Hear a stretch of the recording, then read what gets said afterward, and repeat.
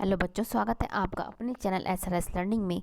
और बच्चों, ये आपकी हिंदी की 9th क्लास की बेटा वर्कशीट है। वर्कशीट का नंबर है हमारा 59 और हमारी जो डेट है बेटा वो है 23 नवंबर 2020। ये बेटा आपका पुनरावृत्ति कार्यपत्रक है। गद्यांश को पढ़कर प्रश्नों के उत्तर देने हैं। हमें पहले क्या है, इसको पढ़ना है, समझना है, फिर हम क्या है इसके आंसर देंगे।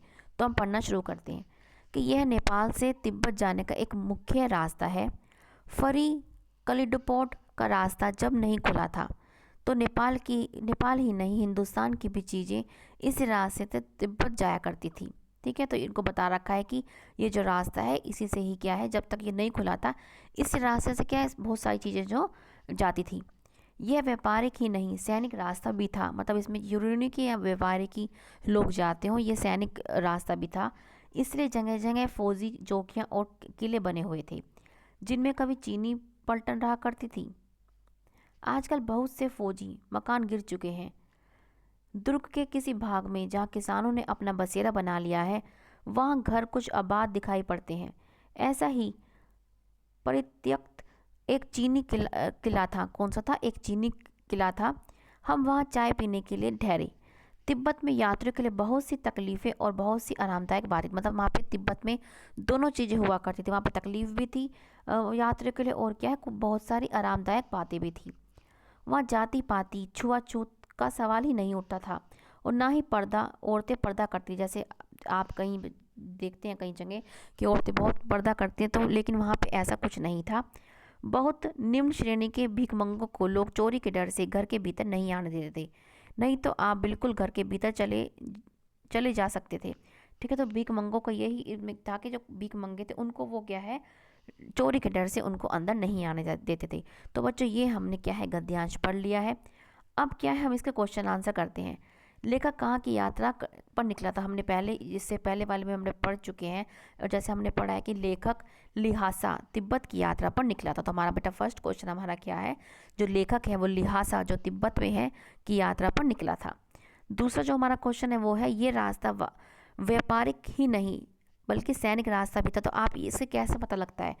तो ये क्या है, क्योंकि यहाँ जगह जगह क्योंकि यहाँ जगह जगह फौजी चौकियाँ और किले बने हुए थे। तो आप पूरा लिख सकते हैं कि आप इस तरीके से पूरा लिख सकते हैं कि ये रास्ता वास्तविक ही नहीं वो ये रास्ता व्यवहारिक ही नहीं बल्कि ये रास्ता सैनिक था, क्योंकि यहाँ जगह जगह फौजी चौकियाँ और किले बने हुए थे।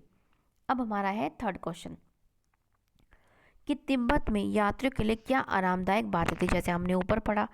ठीक है, तो हमारा क्या था, ये हमारा क्वेश्चन है कि तिब्बत में जाति पाति छुआछूत और औरतों के लिए पर्दे जैसी कोई बात नहीं थी। तो यही क्या है तिब्बत में जो है आरामदायक बात है।